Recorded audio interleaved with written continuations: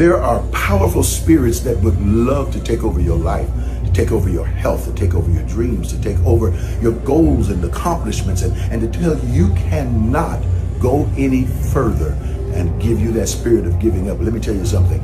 That supremacist kind of spirit, that kind of spirit that wants to dominate you, dominate in your life, in your country, can no longer stand. There is a way to deal with it. It is called a word. And a word can actually be spoken and cast it out. That's what we talked about today. And I want you to begin reading at Mark chapter 5. You're going to begin at verse 1 and continue on until I actually say stop. But what you're about to hear, and I want you to hear the wording of it, and then I will take it from there. But what you're about to hear is the story or the account of Jesus casting out a devil. And evidently well, anyway, I'll let you hear it in the rawness of its text, and then I will come back to you. So I want you to listen to this. Go ahead. And they came over unto the other side of the sea, into the country of the Gadarenes. Yes. And when he was come out of the ship, immediately there met him out of the tombs a man with an unclean spirit, who had his dwelling among the tombs, and no man could bind him, no, not with chains, because that he had been often bound with fetters and chains, and the chains had been plucked asunder by him, and the fetters broken in pieces, neither could any man tame him. And always, night and day, he was in the mountains and in the tombs, crying and cutting himself with stones. But when he saw Jesus afar off, he ran and worshipped him, and cried with a loud voice and said, What have I to do with thee, Jesus, thou Son of the Most High God? I adjure thee by God that thou torment me not. For he said unto him, Come out of the man, thou unclean spirit. And he asked him, What is thy name? And he answered, saying, My name is Legion, for we are many. And he besought him much that he would not send them away out of the country. Now there was there nigh unto the mountains a great herd of swine feeding. And all the devils besought him, saying, Send us into the swine, that we may enter into them. And forthwith Jesus gave them leave. And the unclean spirits were out, and entered into the swine. And the herd ran violently down a steep place into the sea. There were about 2,000, and were choked in the sea. Thank you. Thank you so much.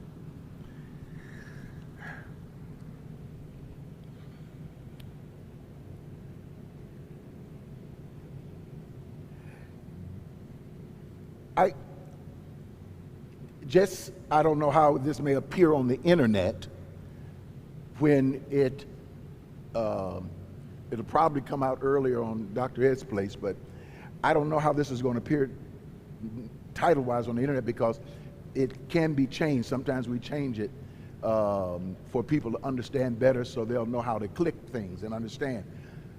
But just for a working title for me today, I'm going to call this Twisted. Say the word with me. Twisted.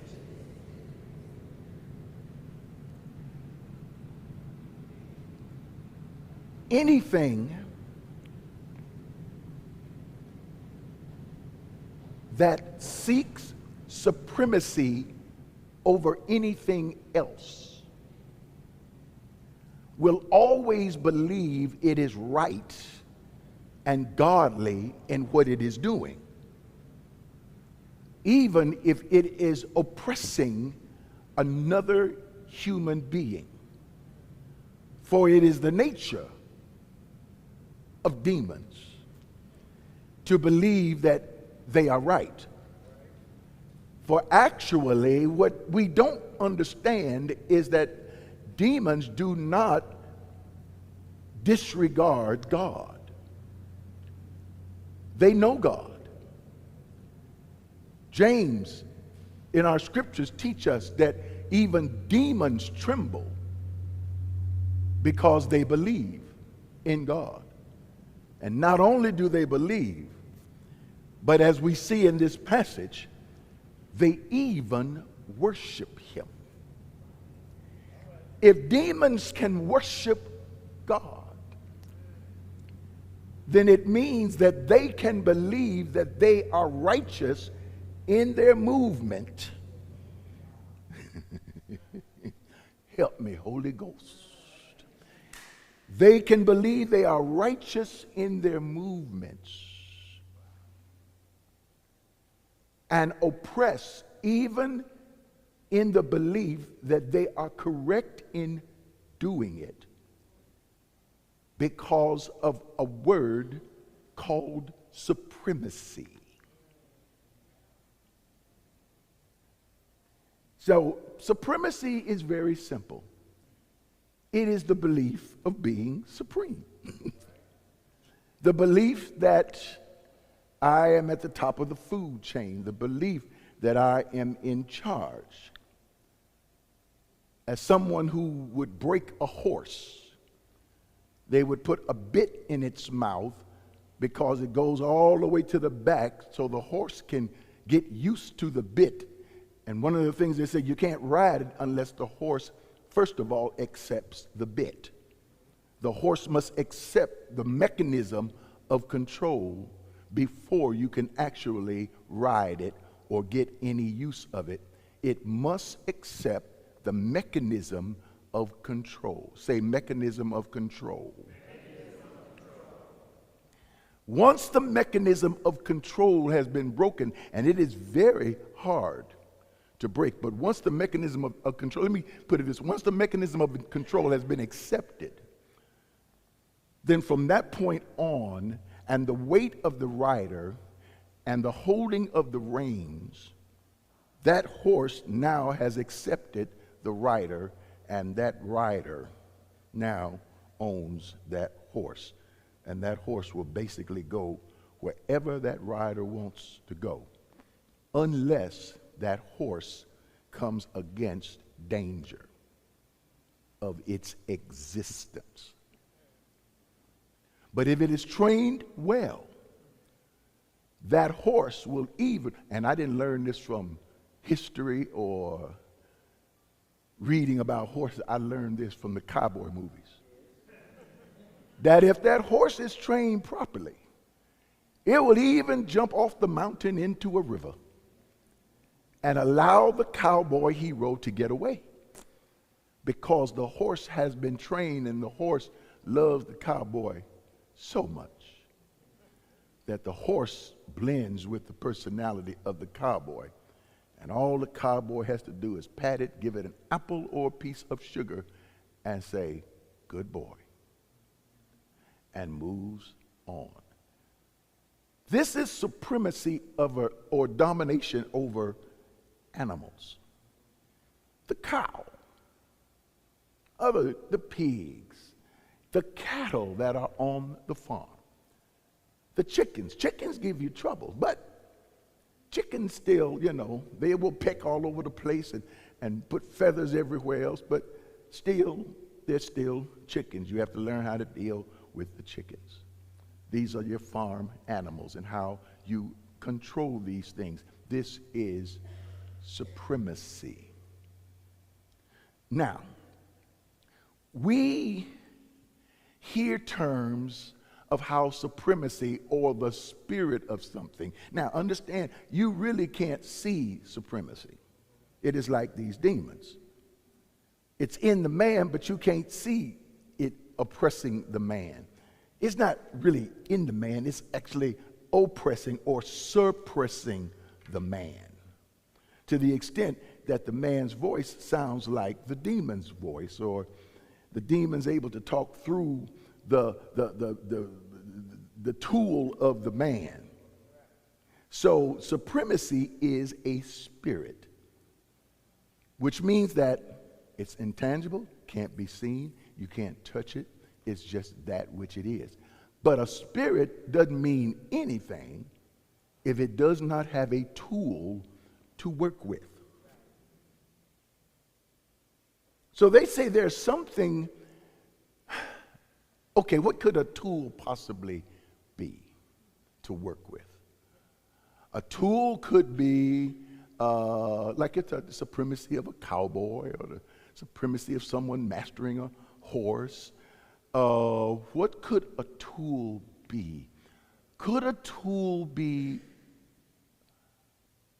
on the color wheel of, could a tool be a color?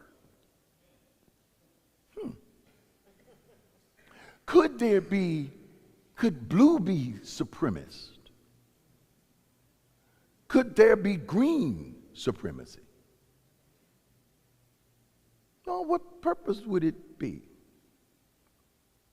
Why would you have green supremacy? Well, it could be money. That would be green supremacy. But supremacy against what? What would supremacy be? Could it be purple supremacy? Could it be the absurdity of polka dot supremacy? Could there even be black supremacy? No. Well, yeah, if it's a color. Could there be white supremacy as a color? What are you talking? Are you talking about colors or people? I'm talking about colors right now. That's all I'm talking about is color, and I'm talking about what I'm supposed to talk about as a minister of the gospel of Jesus Christ. I'm talking about spirits, preachers and teachers of spiritual things. I'm a spirit. I teach spiritual things. I'm talking about a spirit. Supremacy is a spirit. Color is a tool. So that means people are not necessarily a red supremacist or a blue supremacist or a white supremacist. However, what you consider to be white could be used as a tool. But what is white? White is only the opposite, or what is considered to be the opposite of black. So what is what we call in the world a white supremacist? Well, that's hard to understand. And we need to know these kind of terms. Don't you think so? I know there are people who are, oh my goodness, what is he getting into? This is scary. Well, we need to know more about this because we are just a short time away from when you may not hear it anymore from your pulpits.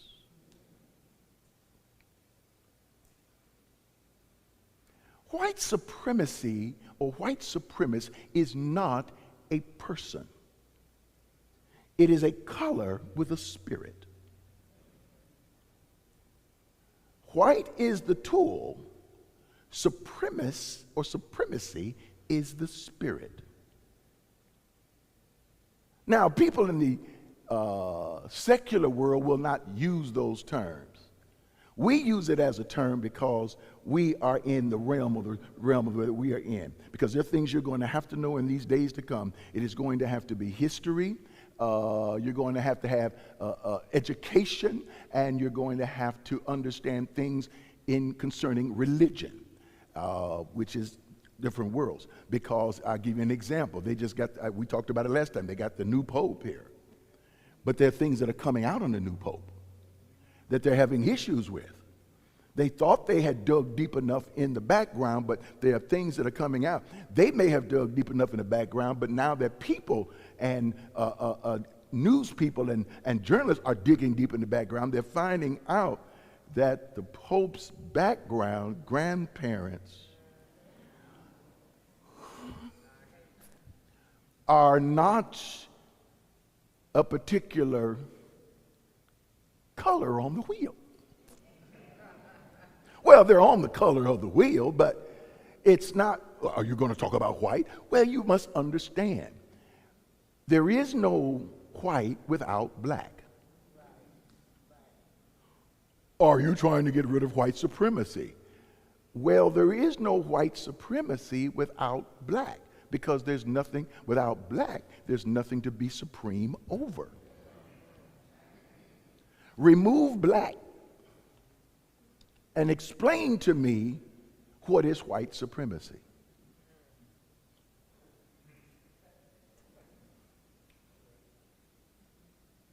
But there can be black supremacists. Well, black is not a concept you would use with supremacists. Well, yes it is, because you say I am somebody, and James Brown says I'm black and I'm proud. And you throw your hands up, and you're always, black people, black power, and black. That's not supremacy. You say, but that's black. Very well. But black is the reaction to white supremacy. If there is no white supremacy, there is actually, where there is no white, there is no black. If you lay down white supremacy, there would be no need to be black.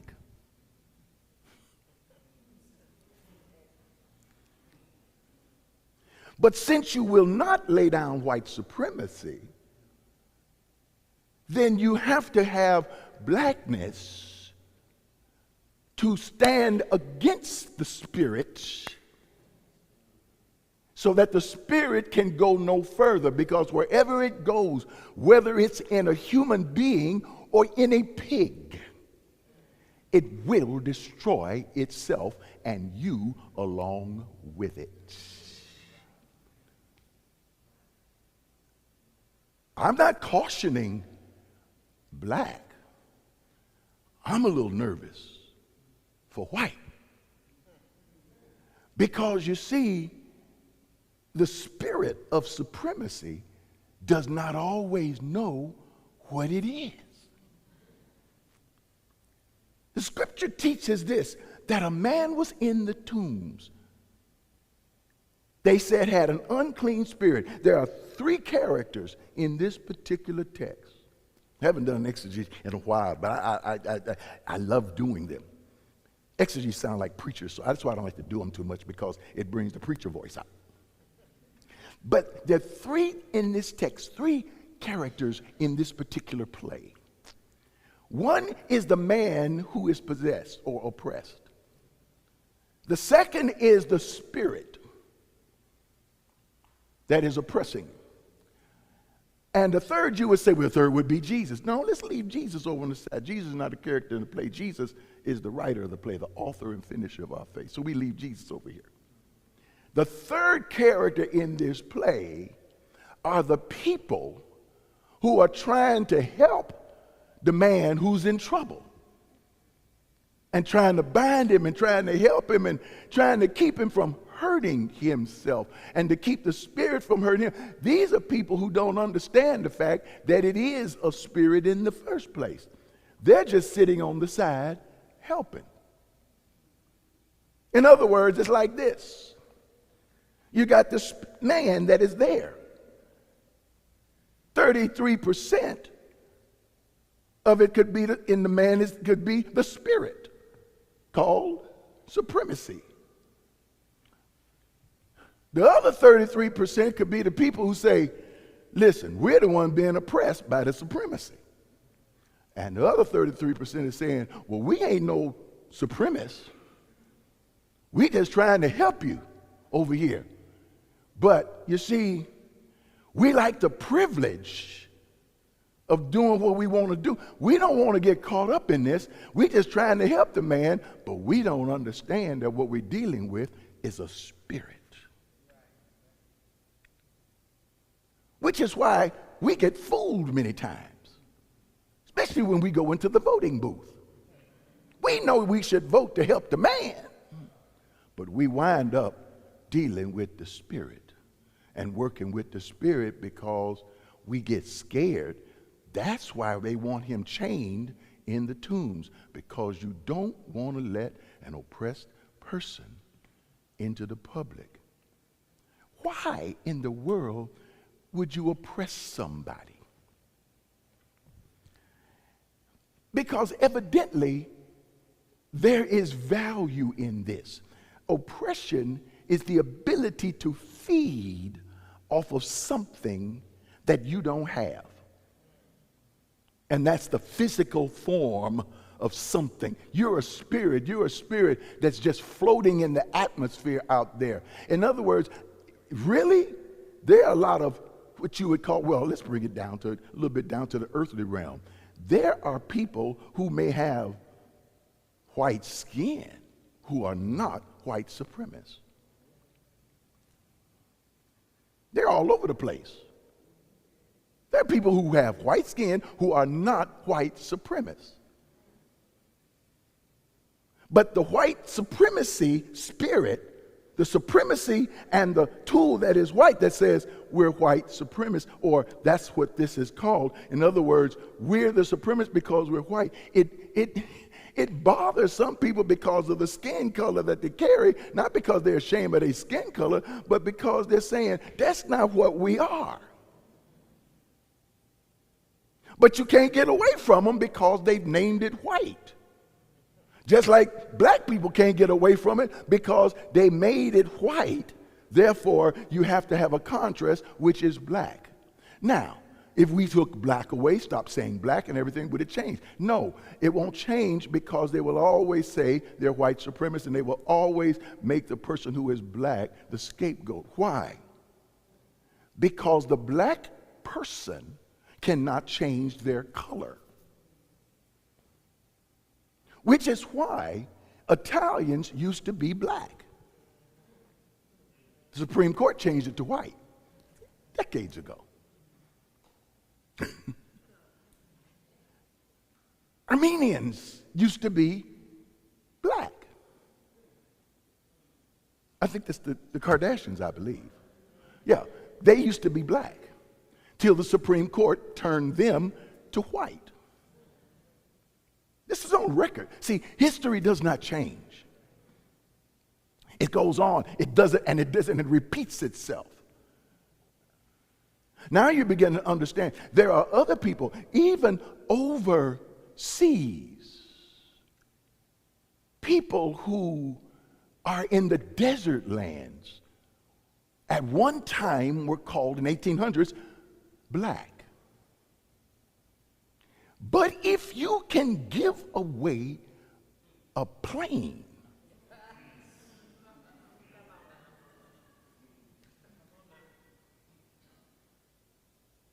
and build a palace, it is possible to move into the realm of white, at least temporarily, unless, as long as the money flows.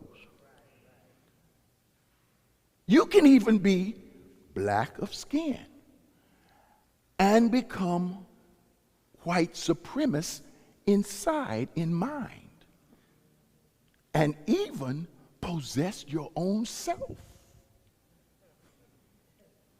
to where you're no longer black, but you don't agree with the ideology of blackness because you're saying we need to stop being black. It's not a problem. Anybody will stop being black. Just stop being white. But see, I can't stop my color. Neither can we. But it's not the color. It's the ideology. It's the mindset. If you were in religion or in church, we would say to you, it's the spirit. It's a spirit. Now, how do you get rid, and I'm jumping over so many things. How do you get rid of a spirit? Do you pray it out? I know in The Exorcist, the man tried to pray it out. He had his little stole on, and he had his holy water, and he had his communion, and he would kiss the thing, and then do the water on the thing. And in The Exorcist, the head would spin around and then vomit up green oatmeal on the man. And then finally, at the end of the movie, That devil threw that man, that priest, out of the window. And then got in him. Matter of fact, he got in him, and then the man threw himself out the window. See? Came out of the girl, jumped into the priest threw himself out the window. Came out of the man, jumped into the pigs, and the pigs ran into the water. It's the text is how the thing works. So how do you cast, what does it take to cast out a spirit? Easy. This guy that we left over here by himself, named Jesus, said something in John chapter 6. He says, my words are spirit and they are life. Why? Because words carry concepts. And so what happened was Jesus comes to the man, and as the man is running down, who is it? Is it a man or is it the devils? It's the devils that are coming down, and they're saying, there he is. We worship you. Who was talking? They tried to say in theology that it was the man talking. He had poked his head out for a minute and lost control, and the demons lost control. That's not it. The demons came out. If you read the passage, it says those devils came out and they said, we worship. They worshiped him. And they said, we adjure you by God. In other words, we're asking you in the name of the Most High. How in the world can a demonic spirit, ask of Jesus something in the name of the Most High? Because we don't understand spiritual things. The weapons of our warfare are not carnal, but mighty through God to the pulling down of strongholds. For we wrestle not against flesh and blood, but against powers. The demons believed they were right. Jesus turns around and he speaks to them. He says, what is your name? And they said, my name is Legion. It didn't say my name is Supremacy. So if we were to ask the demon's name, what is it? It wouldn't say Supremacy. Somebody get those, because I always step on them. I'd have lost 2 pair already. It doesn't say Supremacy. What does it say it is? It says Legion. Why Legion? That wasn't the real name. Legion, it was the number. It says, because we are too many to give you all to run down the names to you, Jesus. It's too many of us. It could be prejudice. It could be bigotry. It could be supremacy. It could be so many different things. It could be racism. It could be all these things. But nobody knows the difference. All these different terms we're throwing around. We're all of these. But it's just one spirit. It's just one devil. Just in many different forms and facets. They could be nice devils. They could vote for this. They could vote for the Voting Rights Act today and then vote against it tomorrow. The names change. The spirit stays the same. Why in the world would you be on this? Do you know that the Voting Rights Act has just been reintroduced to the Supreme Court to be gutted in its final act? Many people don't know what would happen if there was a police shooting, if there was a problem at the school based on race, if there was a problem concerning voting and they found out that there was a voting mishap and that they stole an election or took voting boxes out of the black community and should not have, and you take it to the Supreme Court and take it to court to get justice for it, and say that they don't go to the Department of Justice because the Department of Justice is already full with all of their cases. They can't get them to do it. So the only people that they normally would do it, they would the Urban League, or maybe actually the NAACP. That's Supreme Court Justice. What's his name? No. Oh my goodness. That ancestor gonna get me. Brown versus Board of Education. Thurgood Marshall. Thurgood Marshall, it was the one that fought this case. And so what we discover is this case could be, all of this is, What was it? Where are my thoughts? I went somewhere. Come on, 73-year-old Ed. Come on, take me back. No, forget it. I'll go back somewhere else. But my point is this. I lost my point. Okay. No, it's not I lost it. I got 3 other ways to go, and I don't want to go those 3 other ways. But anyway, the point is this. When you get to the end of this particular spiritual thing, and I'm at the end of the message anyway, but how in the world do you cast this thing out? It is cast out by words. You have to speak to it. Whether in the law room, whether in the courtroom, you have to keep speaking to it. And even in our church systems right now, we have to keep speaking to this thing, even though many of people of color want you to stop. Do you know why they want our people or people of color want you to stop? Because they feel embarrassed by it. Why do you feel embarrassed by it?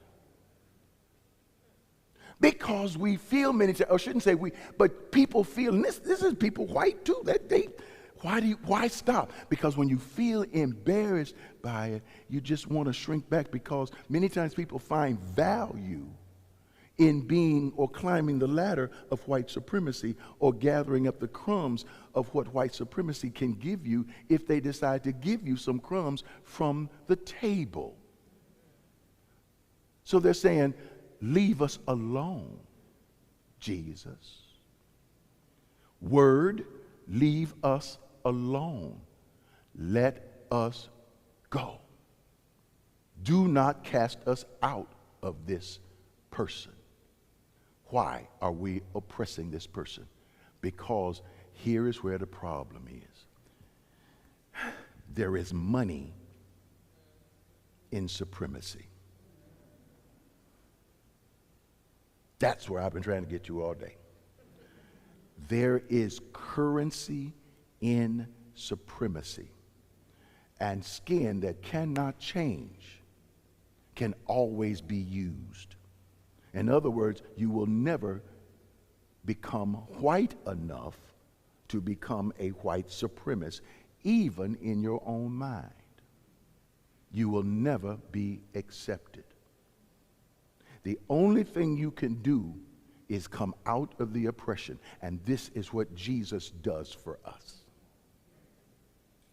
He speaks to that, he speaks to the spirit to make the spirit go away, to push it back far enough. He doesn't dissolve it.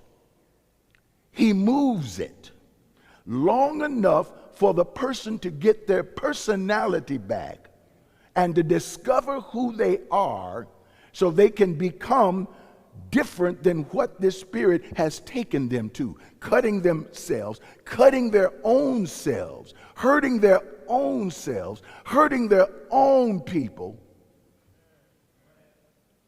till they finally become a person who the scripture says wound up, once he was free of the spirit, was now clothed with Gucci and everything, and in his right mind.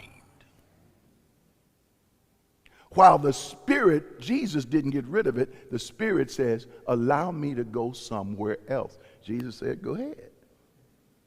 And they ran into the pigs. And the pig had sense enough to say, I'm not taking this.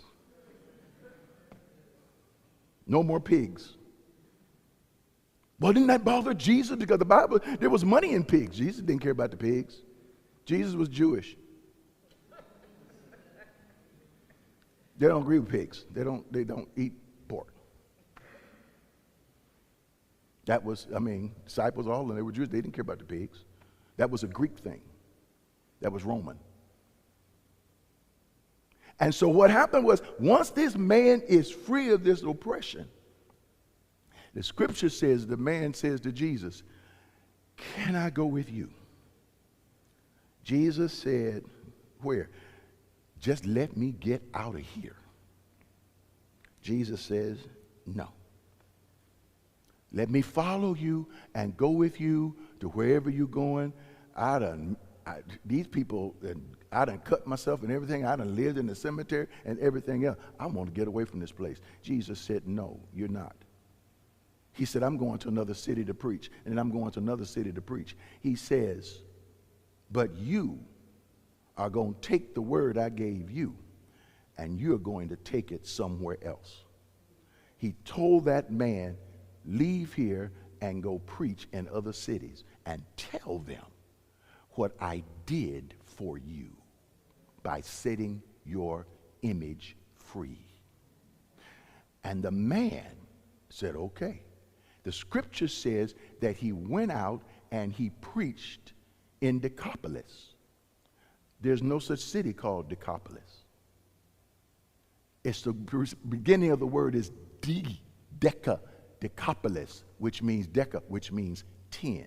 It means that he left there and immediately preached in 10 cities about what Jesus had done for him through the word.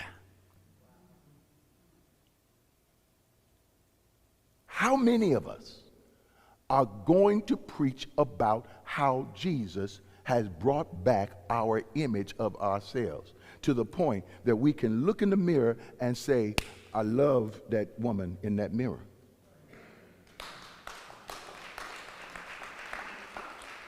Matter of fact, if you're a man, say, I love that man, I love that woman. Say it. Just say it out loud. There you go. See, you look at whatever you look in the mirror, you love that person. Now the question is, can you love people that look like you? In other words, can you go to Decapolis, to the people that look like you? Can you love the people that look like you to such an extent that you preach to them and tell them it is all right for you to be who you are? You don't have to live under this spirit anymore. Why, again, Ed Montgomery, are you keep talking about this? Also in the news, there were people that the administration brought out of South Africa. And what happened was they brought these people out of South Africa, and one of the powers that be in Washington, D.C. stood up and says, we're bringing these people from South Africa and we will immediately give them United States citizenship because they are being murdered and oppressed by the people in South Africa. Do you know who's in South Africa? The people who belong in South Africa. Do you know why this was going on in South Africa? Do you remember Nelson Mandela? Do you remember the oppression that took place by those who were in South Africa? You may not remember it, but this is history. Who are the descendants of those people in South Africa? One of them built Tesla. The other of them was the money behind the election.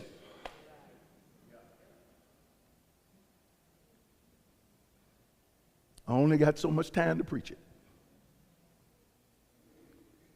So when you have all of this information going on and going down the tubes, and you ask, how can these, and then the statement is made, we're bringing and giving these people citizenship because these people are great and they have something they can contribute to our country now. Then the third thing that has now been introduced to the Supreme Court, it is called birthright citizenship. Well, what's that got to do with me? It's got a lot to do with you. Birthright citizenship, the 13th, 14th, and 15th Amendments of the Constitution of the United States was not written by the founding fathers.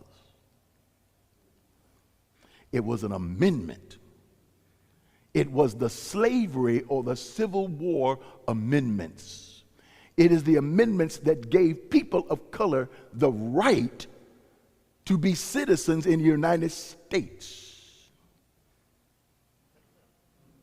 because one of the laws previous to that did not allow them to be citizens. It means that they could be captured. Even if they were free, they could still be captured and brought back to the South and become a slave. 12 Years a Slave, the movie, that was that. You know, I don't watch those black slavery movies. Well, you better watch it,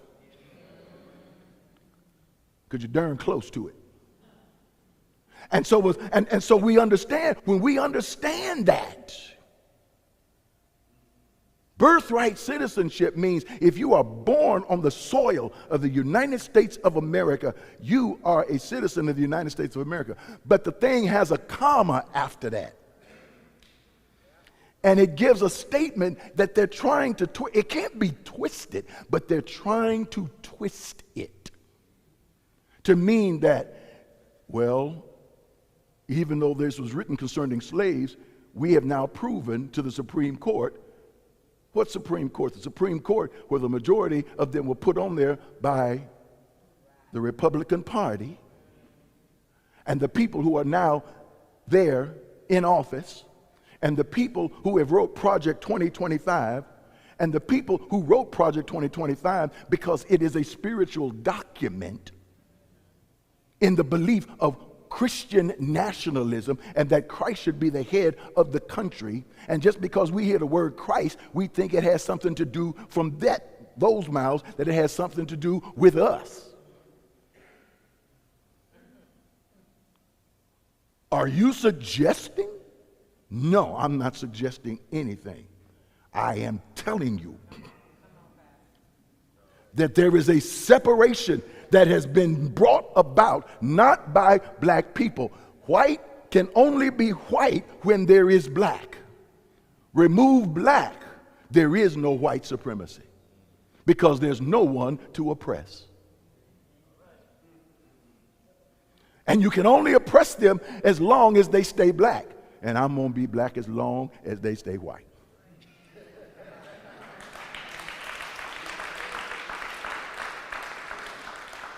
What is black? Black is how we move in the planet. Black is how you move in the earth.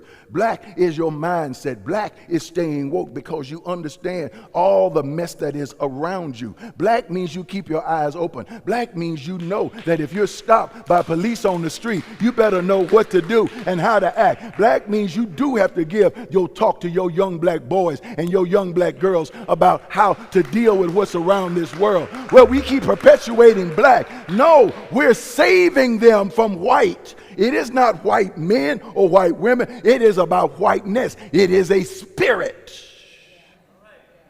And it is a spirit that sometimes you got to find out. Be careful of who they going to school and hanging with, because you have some with black skin that has white supremacist mentalities.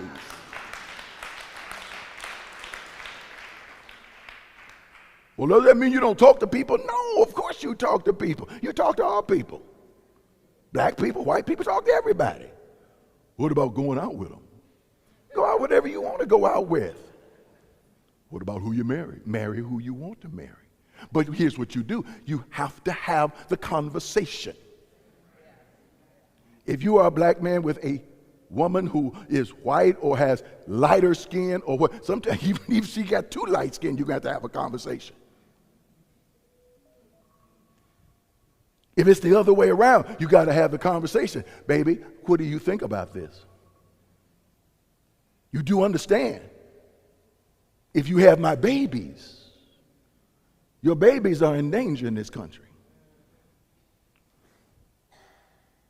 Ooh, and my beeper just went off. I'm so glad. This isn't about who I can love, who I can't love. This has nothing to do with any of that. It's about the mindset. We need more people in this country that's willing to stand up against white supremacy. It's only a few of them. So what are we seeing now? We're going to about get ready to get overcome? No, ladies and gentlemen. You're seeing the last breathing of death. They're about to die. You mean the people, the spirit, it will always be here. But the power of it, they want the power completely, and they're doing everything they can to grab it. The word this year is bold. I talk to people and they say, you know what, Dr. Ed, I meet a lot of people who say, I'm an educated person, but they talk to me and tell me, you keep flaunting your education, keep using all those big words. Or a person may say they don't like the way I talk, or they don't like the way I look, or they don't like the way I dress. Or, just a lot of things that people will tell other people what they don't like about them. But you know what I'm going to say to you? Sometimes you got to get to a place in your life that you got to get bold about who you are. Now, that doesn't mean you don't make changes. Hey, check an image consultant out. Hey, go online, see what the latest fashions are. Leaf through a magazine. Check some things out. Learn how to talk about things. Take some voice lessons. Do whatever you want to. Make some changes this year. But once you make those changes, let it be you that makes those changes. And once you're satisfied with you, then be the most extraordinary you can ever be. That's what I'm teaching on all this year, is talking about the extraordinary I, the power of that true I of who you are. So take a moment and emphasize it, because giving makes a difference. When you connect your giving with who you are, it reinforces the power of who you are. That's right. It's not just saying, oh, I'm a nice person. You got to give something. When you give something away, whether it's a smile, whether it's a conversation, whether it's a pat on the back, it reinforces it. I want you to take a moment, make a contribution to what we're doing. I don't know what the amount is that's in your mind, but choose one. Might be $8, might be $10, whatever it is. Do it now. You can do it on your text to give 713-742-2035. But whatever you do it now, right now. We would be so eternally grateful, and it would make me happy. Thank you so much. I appreciate exactly everything that you're doing. Be bold. Hey, don't forget to subscribe to my channel. Hit that subscribe button